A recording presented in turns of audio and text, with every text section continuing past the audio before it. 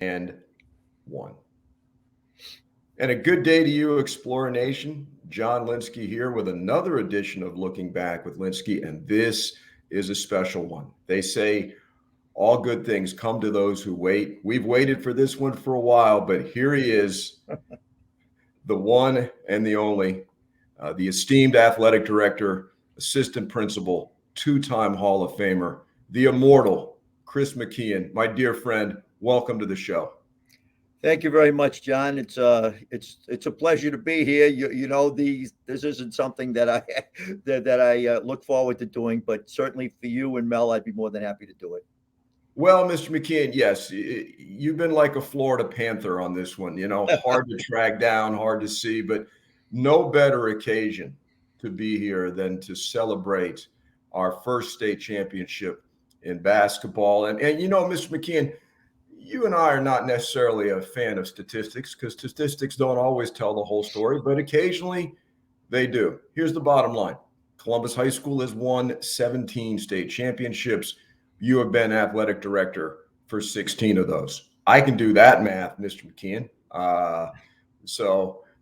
To win in basketball, to go along with our titles in baseball and football, puts us in very rare air. The number of schools, major schools, that can claim titles in all three of the major sports. I did a little research. Jacksonville Bulls, St. Thomas Aquinas, there may be a few others, but I don't know, Mr. McKeon. We're right there. Yeah, John, I certainly we've been very blessed to win 16 state titles under my direction as athletic director. But believe me, it's a lot of the credit goes to the coaches that we've had, the student athletes that we've had, Butch Deano, my assistant, the administration, which has to be fully into having a great athletic program. Otherwise, you're not going to have an athletic program of substance. So a lot went into it. And not many people know, except maybe you and I, but Brother Edmund Sheehan is the godfather of the athletic program here at Columbus High School. No question about that. Couldn't agree more. Does not get enough credit for what he did as intellectual a man as Brother Edmund is. And we both know he's smarter than you and I put together. He was astute enough to recognize that athletics gets headlines. Athletics draws kids. Successful athletics is the best publicity a school can have. Now we have both athletics and academics. And that's why we are at where we're at. Bulging at the seams. And again, I think that the athletic part of the school gets a lot of credit in the newspaper and around the city. But what Sylvie Galvez has done with the MOS program and the academics here at Columbus High School to give the school the look of having both worlds is tremendous. So you're right. Columbus is now a school that gives you the best of both worlds. And in my opinion, and I'm sure yours, there is no other school in the United States that can give the best of both worlds at such a high level. Not even close, Mr. McKeon. The thing about it is there's something for everyone at Columbus High School. And we'll continue to delve into that, and obviously the basketball championship. But you've been here so long now that many people just take it for granted that you've always been here. But we all have a beginning, Mr. McKeon. We all do. I remember when you arrived. So let's journey back to how Chris McKeon from Worcester, Mass. Ended up at Columbus High School. Tell us how, the simple twist of fate that brought you to Columbus, Mr. McKeon. Well, it started with Brother Felix, who we all know was an outstanding basketball coach at Pace High School. Absolutely. In the 80s and such. Yeah. And he used to come up north in the summer and work my basketball camp at Westminster Prep School. And I got to know Brother Felix very well. And when a job opening came down here, he made the phone call and I was very interested. I came down and interviewed for it, and I was lucky enough to get it. I interviewed with Mr. Panzer, and who was another legend, obviously, at the school. And we moved on from there, and then came down, and I was lucky enough 2 years later to be appointed as assistant principal. And then, unfortunately, when Mr. Savino passed away, Brother Angelo asked me to become also athletic director. I'm sure that Brother Edmund, his confidant, certainly directed him in that way. but I think that coming to Columbus was probably the best thing that really ever happened to me professionally, because I met so many great people here. I met people that I know influenced me a great deal professionally in the area, and certainly people I learned from to help direct our athletic program to where it is today. What was your first impression of Columbus? I mean, there's a lot happening at this place back in the early 90s. It was different. Yeah. Well, it was, and I must say, coming from a Catholic school myself, I was probably better prepared than someone coming in from a school that didn't have similar traits. So I think that certainly was unique. But one thing that always amazed me is that it was different, because the kids here, the young men here, always had a special bond. No matter what, they could argue and they could get upset with each other, but no one else was going to get upset from the outside with them, and they bonded together. So I think immediately I understood what made the school tick, and I think that was a real something really that helped me, because I think that without understanding what goes on at Columbus High School and how it is so special, you're not going to be able to succeed here. I think you just hit upon something that you and I have talked about many, many times. There's a loyalty factor at Columbus High School, and the kids understand what we're trying to do for them. And as you have put it so well so many times, you could give a kid a detention, scream at him, threaten to throw him out of school and everything else. But if you needed help on the side of the Palmetto Expressway, those guys would be the first ones to pull over. Yes, John. That's the story I always use, because I think the beauty of being in an all boys school is that, yes, you can discipline the young man, and he will understand that you're upset with him. But 5 minutes later, it's forgotten. He's going to do his detentions as such.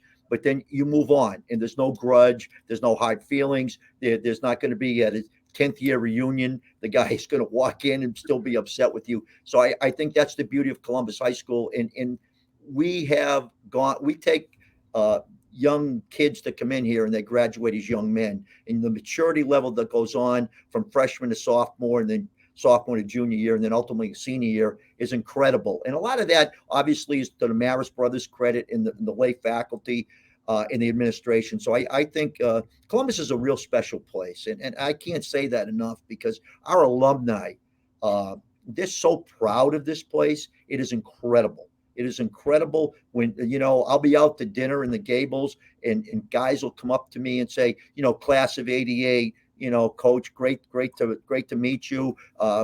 Thank you for everything you've done at Columbus High School. It's my school, and it's something that I'm very, very proud of. And that happens constantly.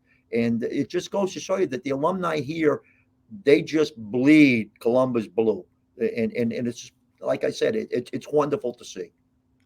Yeah, and the fact that we have succeeded so much athletically during your tenure, I know how proud you are of that. So, let's talk about our last few championships and the hiring process. We've been very lucky in the last 3 years, because coach openings in the major sports don't happen very often. So you got to get it right. You Yep. got to get it right. We had a proven commodity in Dave Dunn. We knew what we were getting. We knew what he could do, and he did. Now, basketball was a little bit different. So why don't you talk us through the hiring process that led to Coach Andrew Moran, and why you felt so strongly about him? Well, I think that Andrew came to us with probably not the resume that some of the applicants had to the committee. And I put together a great committee of great guys that came from different areas other than just basketball. Businessmen that knew how to hire people, knew what to look for in leaders. I mean, Jose Mas, Tim Plummer, Nelson Fonseca, all athletes here at Columbus, but very successful in the business world also. So when you bring someone in before them, they're looking for a lot of different things other than just basketball knowledge. So when Andrew came in, he presented a vision of what he saw Columbus to be, and how he could get us there. And I mean, he blew the interview out of the water. And when he left, I think it was unanimous that he was going to be our coach. And again, it was a credit to the way he interviewed, but also the fact that we had such an outstanding committee, and the questions they asked, that and the answers he gave made us feel very, very comfortable about hiring Andrew, and we felt very sure that he was going to take Columbus to a level in basketball that we visioned that Columbus could be. Obviously, there was something about Andrew that stood out because on paper, he did not have a lot of coaching experience. No. So what was it about him? I mean, Miami Hoop School is renowned, and I know that was a factor, but what was that intangible element that allowed you guys to say, okay, he's probably got the least amount of coaching experience, but he's clearly the right guy? I think a couple things, John, stood out. Number one, he was very humble. He didn't come in with the like I know everything attitude. He knew about Columbus, obviously, because his wife had played basketball at Lourdes, and his brother-in-law, Johnny Minervino, was also an outstanding point guard here at Columbus. So he knew about Columbus. He attended Gables. And he, like I said, the vision he had, but more importantly, John, the work ethic that we could see how hard he was going to be willing to work to get to where he wanted to go. And I think that's something that a young coach, it's easy to coach great players, all right? But you have to get great players, and you have to develop great players in order to have great players. They're not going to walk through the door. And he develops them, and once he develops them, he knows what to do with them. And I think that's what stuck out with us. No, you alluded to Dave Dunn. And the first time we hired Dave, the committee we had was outstanding there too. I mean, Jim Bernhardt, Bob Greasy, and I don't want to leave anybody out. Dave Plummer, it was just wonderful. Tommy Harold, and they asked all the business questions. Bob Greasy took care of the football questions, and I mean, obviously, Dave again. I think we had like 100 applications for the football job at that time, and we interviewed maybe 15 or 20 of them, all from very, very, very great positive resumes. But Dave once again came in and just blew the committee out of the water with his vision and what he expected to do at Columbus and how he was going to do it. He had a plan, as Andrew had a plan. And I think when you interview a coach, if he can't come into the room with a plan to tell you how he's going to get where you want to go, then obviously A, he didn't come prepared for the interview, and B, he maybe doesn't have the work ethic that we're looking for because he didn't take the time to put together the plan to show us. So I think those are the things that kind of sold us on Dave and Andrew, that they would be the perfect fit for our school. Well, as the great John Wooden once said, Mr. McKeon, failing to prepare is preparing to fail. And obviously both these guys had their act together. And, the relationship between you and Andrew, you've got over 50 years of coaching experience in basketball. He's a young guy. I always noticed he would come into your office downstairs there, and he was very open-minded. He was not afraid to admit he didn't know it all. He was open to what you had to offer him. Well, I think, again, a lot of people in general, when they go into a job, John, they're afraid to ask questions because they think it's a sign of weakness. Yes. And, we've always discussed that. I mean, that's a sign of a person that's going to succeed because they don't want to make a mistake. And so they are going to seek advice from someone who has been there before them and has probably made the mistakes they want to avoid. So I think when you reach out to an older person that has knowledge in any field that you choose, I think it's going to help you to avoid pitfalls that they've already made. Now, are you going to agree with everything? Absolutely not. And are you going to do everything? Absolutely not. But when I was a young coach coming up, I always used to marvel at how the older coaches would share with me everything that they had gone through, what worked, what didn't work, and why. And I would take a lot of it and use it. Some of it I would say, yeah, that's just not me. That's not my personality. But I learned a great deal in that area. And like when Andrew applied for the job, we had a lot of great candidates apply. Yeah. And really, I don't want to slight anybody because there was a lot of guys that we could have hired that I think would have done a great job. But like I said, Andrew just in his interview separated himself in the interview process. So I think that, his openness was part of him separating, the fact that he's willing to learn. He's a constant learner and the person that I think doesn't pretend that he knows everything, still says he has a lot to learn and looks to move forward in his learning process to even get better at what he does today. And he clearly improved year to year to year. And you said it, yeah. Great players make it easier, but at the same time, basketball is the one sport, 5 guys, 1 ball. Yep. If you don't leave your ego at the door, great teams can oftentimes underachieve. Yeah. So Well, Andrew has found a way to build chemistry. yeah. John, I'm glad you brought that up because, well, I mean, I've watched a lot of basketball teams over the years in many areas. My personal area, Columbus is outside Columbus. And I got to say that this basketball team was the most enjoyable basketball team I've ever watched play because they shared the ball. They cared about each other. John Wooden always had a great saying, it's tremendous how much we can accomplish when no one cares who gets the credit. And that was exactly this team. One night it was Cameron, the next Boozer, the next night was Caden, then it was Benny, it was Kevin Noriega, or Garrison, Malik. Everybody had a turn.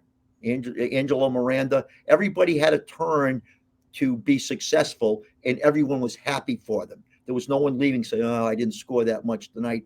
As long as we won, that's all anyone cared about, and I think that's why the team had such great success. They cared for each other. Yeah, and it all came together. Yes. Lakeland. What was it like for you, Chris? Because you were as animated as I've ever seen you. What you were coaching the game inside your head. Take us through the other night, particularly the last few minutes of the game, and what was that like for you to finally reach the promised land, so to speak? Well, a lot of emotions, John. A lot of emotions. I think the kid said that. The way they played. I remember all of the outstanding players that have played at Columbus that had never been able to get there. I think all of that emotion. But during the game, I remember we were up 8. Dr. Phillips called timeout, and I just told the kid it's not over. It's not over yet. Remember that. And of course, Dr. Phillips came back and tied the game. To their credit, yeah. Yeah, yes, they didn't die. And we had, but we, again, to our credit, putting 3 freshmen and a sophomore and junior on the floor. And we had the resilience to come up the floor and then get fouled. And Caden went and made a foul shot. And, Garen had the where to foul the kid at half court because we had fouls to give. Knowing that we had a foul to give. Yeah. Yeah. So, yeah. I mean, I think more in my stomach than in my head. Well, what was I coaching? But like I said, there's such great kids. It's so easy to root for them and want them to succeed. And I was just thinking, my God, I hope that they didn't let this one get away. And thank God that we didn't. But again, that's basically what went through. But also how many great players we've had at Columbus over the years that weren't able to get there, and this was sort of for them. Yes, and I think that's important that we all stand on the shoulders of giants, and the tradition of our school is something we all value. So it doesn't matter if you played in the 60s or the 90s or 10 years ago. Anybody that played for Columbus, that was their moment. Yes, absolutely. Absolutely. And not so much focus is put on football, on baseball, on basketball, on the success that Webb has had and done, et cetera, et cetera, et cetera. But just as we are in academics, we are equally well-rounded in athletics. Oh, We are absolutely. good in every sport. And I think, you know, the other sports, so to speak, have done exceptionally well. And talk about the role that Butch Diano helps you with that. Because one man can't do it all, Chris. Oh, absolutely. Is the reason that I'm able to do what I do. And you know, you talk about the other sports. I mean, multiple state championships in cross country, multiple state championships in golf, state championship in soccer. You know, track, Right. multiple state championships. You go right on down the line. Bowling has a state championship. I think that a lot of times the big three get the headlines, but certainly our athletes, top to bottom. That's why we win the Sunshine State Cup every year, has the best athletic program in the state of Florida in the highest level, 7A. And we win the Miami Herald Award for the best athletic program in Dade County because top to bottom, we have the best program. Now, some teams may have a better basketball team year in and out, or a better football team or something like that, but they don't have the athletic program top to bottom that we have. That every year our teams are competitive and successful in every sport. So I think that that's good. And Butch is a saint. He really does, and he works extremely hard. The kids love him. The coaches love him, and Butch is an institution here. He is. He really is. He's a person that when people talk about Butch, they'll always say, Mr. Stiano, you know. But Butch is a guy that I lean on very heavily, and he is a person that certainly in his own right has accomplished a great deal here. Absolutely. And Mike Marinelli helps you out with all that technical stuff that neither you or I understand. And Well, you Mike know, is the voice of the Explorers, and also now a voice of Inter Miami soccer. So yeah, Mike is a huge supporter of all the athletic programs, and of course he is the golf coach, also chasing the late great Dave Reilly, trying to win that elusive golf championship for himself. So I think that you know, like I said, there's so many people that go into the success of the athletic program. You know, Tom Kruchek, Dave Pugh. You know, like I said, the administration, top to bottom, you can't do this, John, if you don't have that support. You you know, know, and yeah, talk about that for a second, Chris. Just because you may want something or think it's right, Dave and Tom got to sign off, and there's a chemistry and a communication that we all had together that most schools would kill to have. oh, absolutely. You know, the thing I always say is some schools they say, "Oh, I don't know," and you know, but with Dave and Tom, it's like it's not why should we do it? It's how can we do it? You, Perfect. you know, and I think that's the key for everything, and that's just not athletically. That's academically, socially, everything here at the school. But seeing we're talking about athletics right now, they have really both of them been such a positive people in support of the athletic program. And again, it doesn't get there without their support, John. You know that I'm not the final call about expenditures or what the teams can do or can't do. Though they have been incredibly supportive to me and all the teams in general.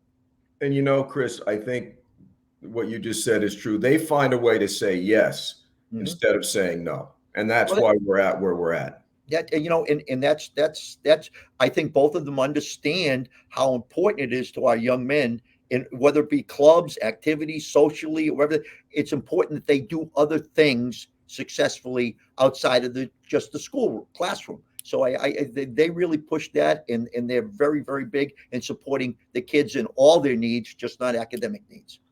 You know, you just said a magic word, the classroom. One thing that you and I have always been proud of is our best coaches are many times often our best teachers. Is there a Mhm. better example of that than Joe Weber?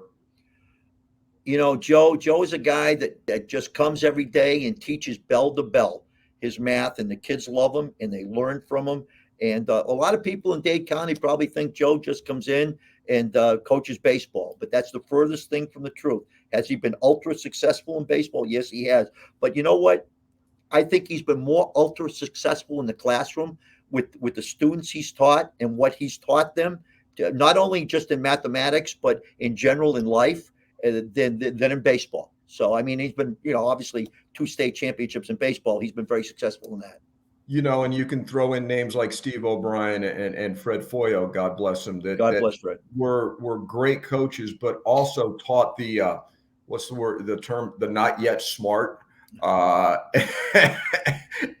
did a great job, because after all, coaching is just teaching outside, is what it comes down to.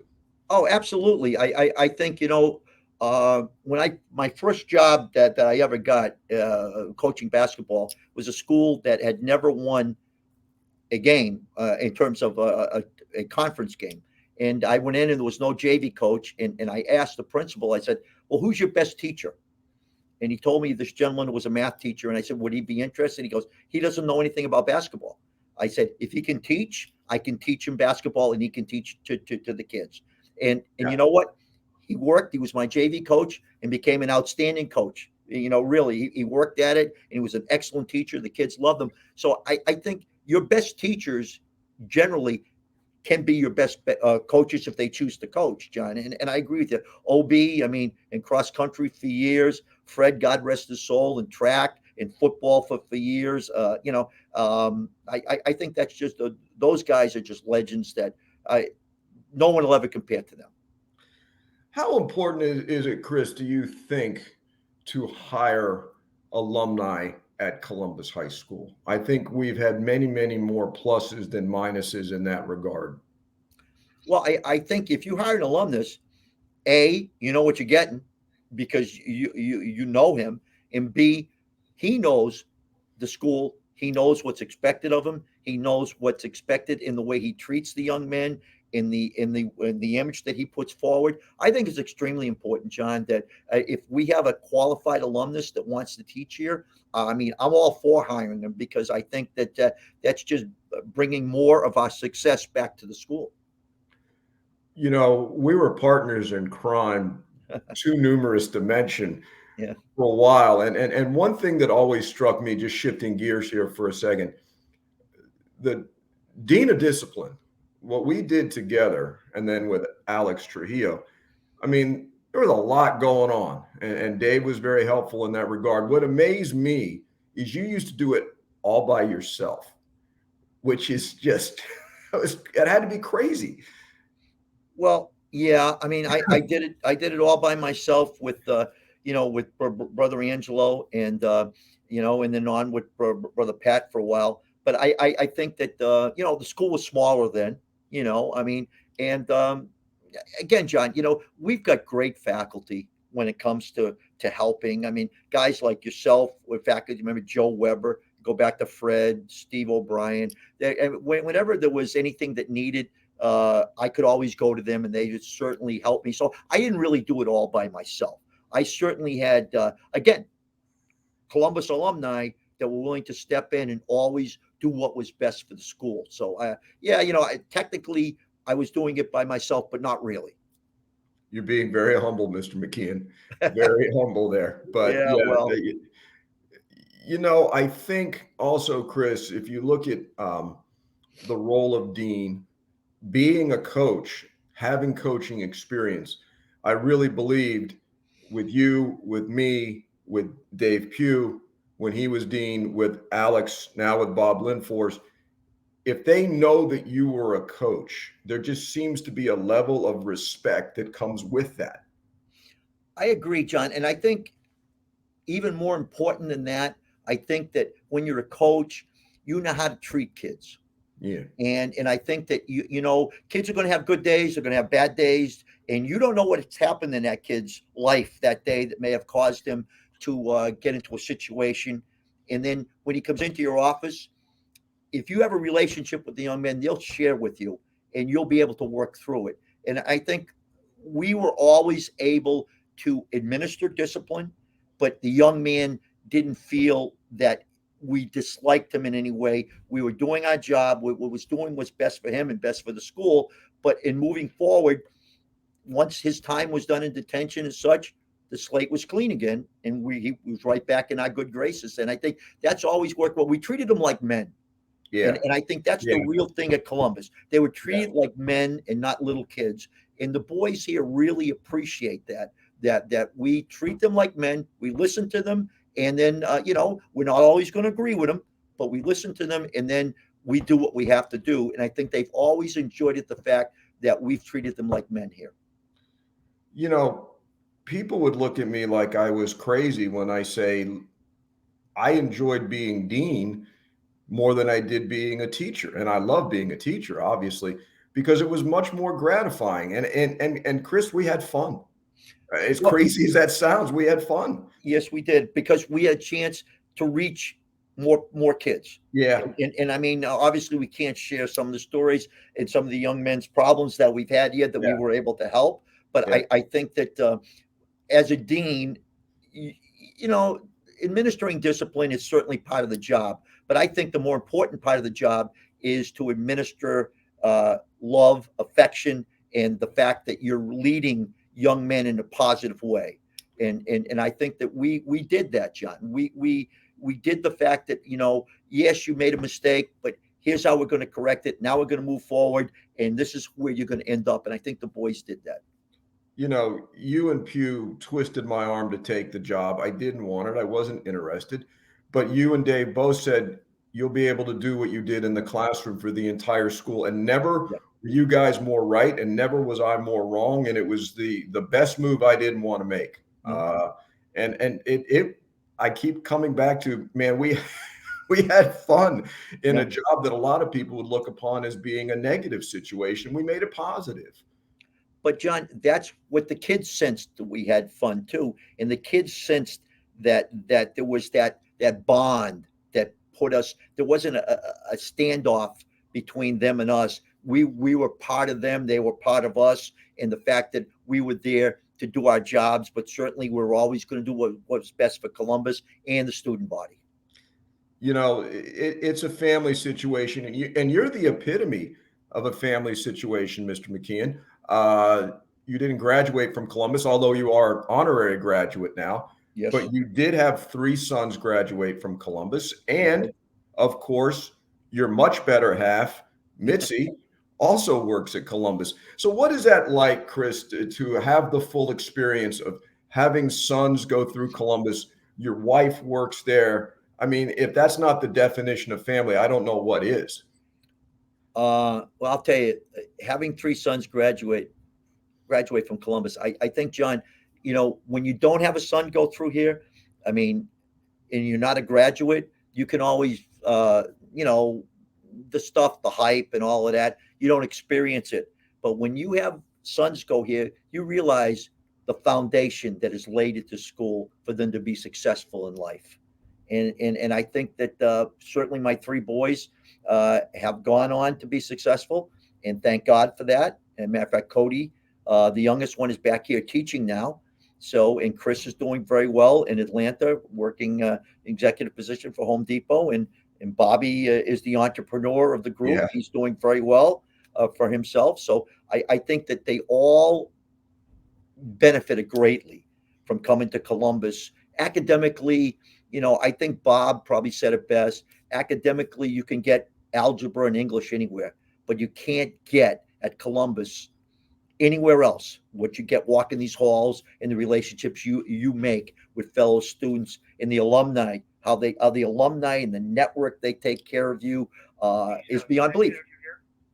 How does it make you feel, Chris, to see Cody, the growth he's had from a permanent sub to a well-established, well-respected classroom teacher and a hard worker? He's one of those guys you referred to earlier. If something needed to be done, you can go to Cody, and it's not that he's your son; it's that he's a very good teacher now at Columbus High School. Well, I am very proud, obviously, John. I mean, the fact that he chose to come back to Columbus, and he chose to work at his school, and I think that's important. I think that he has gone the full gamut of to becoming from a student to a college student to now, like you said, a professional teacher, to where he is reaching out and helping young men today to avoid some of the pitfalls that he saw some of his fellow classmates have. Yeah. and he went to school with an interesting bunch, no doubt Yes, he about did. that. Yes, he did. Um, you and Mitzi, I mean, that's a very, how is it, Chris? I mean, working together, I'm sure is great, but how do you avoid taking the stuff home every night? John, I think that's one of my greatest traits, and I never could do it in basketball. I mean, I used to have a German Shepherd, and the poor dog would wait for me after a game, and up north, and if I had lost, we were going for a walk, and I and, and the poor dog would look. And it'd be cold outside, and the dog would just look at me and go, and you could sense the dog goes, "Oh, geez, I hope he won tonight. It's a little cold outside." But when we lost, I would take him for a walk, and of course, I would be talking to the dog. Of course, he never talked back, thank God. Thank God. Yeah, but what I think one of the biggest things I've been able to do, John, is as far as the discipline end of it, is once my tires hit 87th Avenue, I can leave it behind. Yeah. And I think that that's important. I think Mitzi does pretty much the same thing. It was one time she was the registrar, she was running admissions, and the whole thing. And now there's so many different jobs here because the school's gotten so big.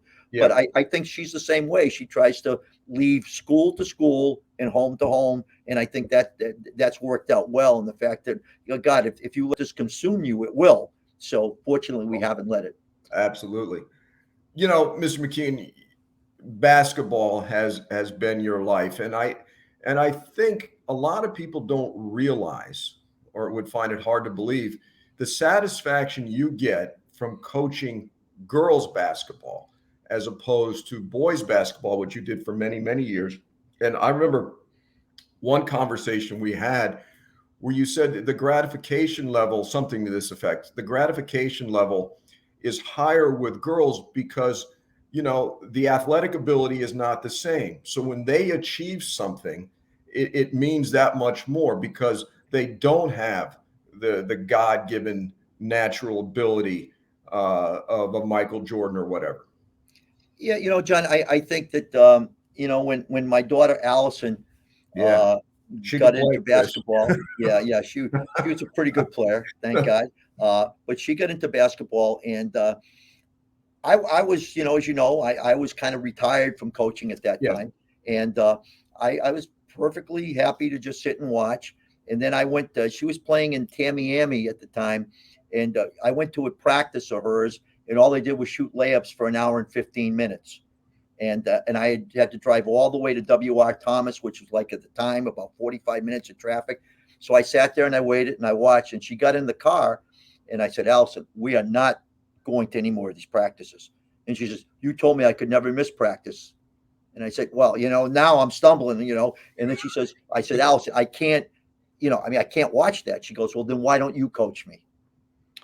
there you go. So there it was. I backed myself into a corner, and here we are all these years later. But I've been blessed with some very, very great players at Lourdes, John. Allison, obviously, being the best of them, but Takia Brooks, Kara Palmer, Tiffany Suarez, Michelle Merritt, all got Division I scholarships. Jackie Perez, Melanie Jordan, it goes on now. Maddie Porras, all first team All City players. Julie Vasquez. I mean, and I don't want to keep naming them because I'm going to miss somebody. Of But course. Yeah. those girls, I'll tell you, are the most loyal and will do anything I tell them. And with guys, they were loyal, but guys can question. If I say we're going to do, they're looking, well, why can't we, just keep, But girls will do anything that you ask them to do because they think this is the thing to do because you're the coach. And again, I've been very successful there, thank God. But I've also had some very, very great young ladies play there. Matter of fact, Andrew Moran's wife played for me, Angela That's right. Menavino. Yeah. Yeah, and her sister Vero. So I mean, I've been blessed, John. I've been blessed with both worlds. Athletic director at Columbus and coaching at Lourdes. I've had the best of both worlds. Great young men and great young ladies.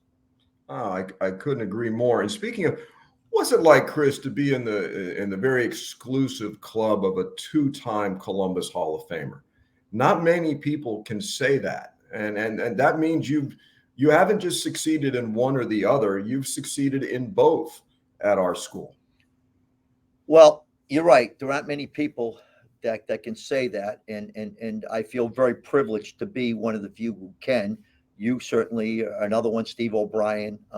You know, John. The only I'm very humble about it. I think it's a tremendous honor to be in either Hall of Fame, but to be in both of them is something that very few people can experience, and certainly, I don't know. It's hard to put into words what it means when you walk by those pictures every day, and you're one of them.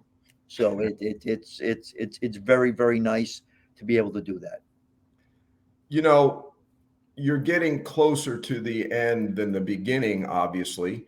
Not that you're going anywhere anytime soon, but if you, and I know you're like myself, that you look forward, but it is nice, and that's what this is all about. After all, these podcasts about looking back. So as you reflect back over the last 30 something years, what has it meant to you to come into this place totally unknown from the Northeast with that funny accent? And you used to you dressed different back then, Mr. McKeon, before Missy changed your wardrobe. Good God Almighty! Thank goodness she did. But anyway, what has the all these decades meant to you? John, it's been special. You know, the people I've met. Like I came down here, I literally did not know any person outside of Brother Felix. Yeah, And you know, fortunately, one of my old players up north had some properties up in the Aventura area, Turnberry Isle, and I stayed there. Uh, and you know, I just kind of got to know people, you know, one at a time, so to speak. And now I can honestly say I probably know as many people as anybody in Dade County. But it's been very very special to be around this school and the people that I've been around, and I've seen, you know, the growth of this school, both academically and athletically. I've seen the tremendous caring that the alumni have for it, and looking back, I'm just so happy that I was able to play a small part in the history of this school, and hopefully moving forward, whoever, when I decide enough is enough, whoever takes this job over, I hope they understand the magnitude of it because Columbus is special. And if you come in here and think you have all the answers and you're going to tell people how to do things, that's the quickest way for failure. You've got to tread water, understand the area, understand the alumni, understand the greatness that you're coming into in terms of the school, and then work from there. Otherwise, it won't go well. It won't go well. It will not end well. No, it will not. I think you said it best. It will not end well, but it will end. You know, I was just thinking for a second, a man who was very special to both of us, my high school coach, your good friend and mentor, if you will, Dave Reilly. Oh, the best. You know, Dave and I, as you know, we used to go every before every football game. We'd go to dinner. Yeah. And then we'd go from there to the football games. And Dave was just a special guy who was the football coach here, took over golf, and won 3 state championships in golf. I think Dave coached just about every sport in the school at one time or another. Yeah. And Dave was willing to do anything for the good of the order. And that's what I loved about Dave. You know, but that's typical of the old school Columbus guys, John. Anything you need. That's the motto around here of a Fred Foyle, of a Steve O'Brien, a Dave Reilly. You know, when you anything you need, you know, and that's the way Columbus has succeeded, and that's the way we've moved forward because good people are willing to go the extra mile to make sure things are done right and we succeed. Yes, I couldn't agree more. And as you know, Chris, this move for me was a great move. We love it here and all that. But the one thing you can't replace are friendships. Yeah. And the good news is, you know, it doesn't matter that I'm not there every day anymore. Everybody stay in touch. It matters to me.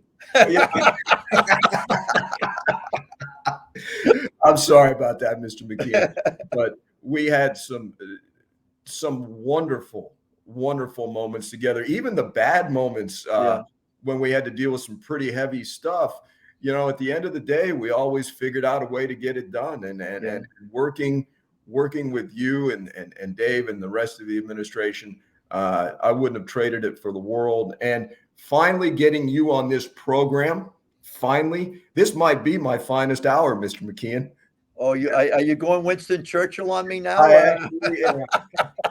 Well, John, I think obviously our friendship transcends everything, but I think that, again, like you said, working together and the administration and Dave and such have been things that still keep me interested in staying here at Columbus because of the fact that we work so well together.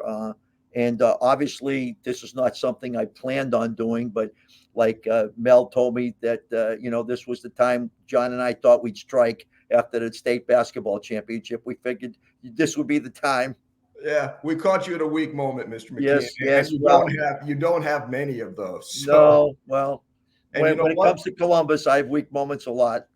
And here's a surprise, Chris. We had fun. Go figure. Yes. Yeah, absolutely we did. And I enjoyed every minute of it, John. Every minute. I can't thank you enough, my friend, and I will see you soon. Congratulations on another championship. Long may you run. There's many more to come, and I look forward to spending some time with you again soon. So okay, John, same here, and I hope we do have many more left in the old gun there, so we can take a few more bullets out and win some more state championships. I think the future is wide open, Mr. McKeon, and thank you for your leadership at Columbus High School. Oh, thank you, John. And obviously your friendship. Thank you, John. Same here. So, Explorer Nation, I hope you enjoyed this episode with Mr. McKeon. I certainly did. And so until the next time, take care of yourselves, take it easy, and adelante.